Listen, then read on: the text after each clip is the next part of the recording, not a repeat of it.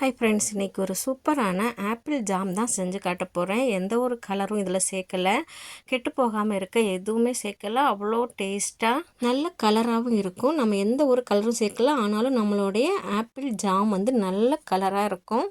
அதுக்கு நான் ஒரு ஆப்பிள், சின்ன பீஸ் கேரட் எடுத்துருக்கிறேன். ஆப்பிளில் வந்து தோல் அப்படியே இருக்கட்டும், தோலோடையே பண்ணலாம். ஏன்னா கொஞ்சம் கலர் வேணும்ல, அதுக்காக தான் இந்த தோலோடு பண்ணுறது. அதுக்கப்புறமா கொஞ்சோண்டு கேரட்டும் கலருக்காக தான் சேர்த்துருக்குறோம்.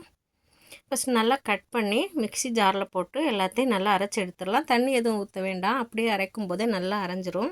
அரைச்சி எடுத்தது வந்து அளவு பாத்திரணும் வந்து அதே அளவுக்கு தான் நம்ம சர்க்கரை சேர்க்கணும். நான் அந்த அளந்ததை வந்து எடுக்கலை. எனக்கு ஒரு அரை கப் அளவுக்கு வந்தது. நான் அரை கப் சர்க்கரையும் கூட சேர்த்துருக்குறேன். எல்லாத்தையும் போட்டு நல்லா அடுப்பில் ஒரு கடாய் வச்சு அதில் போட்டு நல்லா கிண்டலாம். நான்ஸ்டிக்காக இருந்தால் நல்லாயிருக்கும், அப்போ தான் நமக்கு ஒட்டாமல் வரும். இப்போ நல்லா ரெடி ஆகிட்டே வருது. இதில் ஒரு அரை லெமன் ஜூஸ் சேர்த்துருக்கேன். ஒரு ஆப்பிளுக்கு ஒரு சின்ன பீஸ் கேரட், அப்புறமா அரை லெமன் ஜூஸ் சேர்த்துருக்குறேன். சேர்த்து நல்லா கிண்டிகிட்டே இருக்கலாம். தீயை வந்து கொஞ்சம் கம்மியாக வச்சிடலாம். இந்த மாதிரி ஸ்டேஜுக்கு வரும்.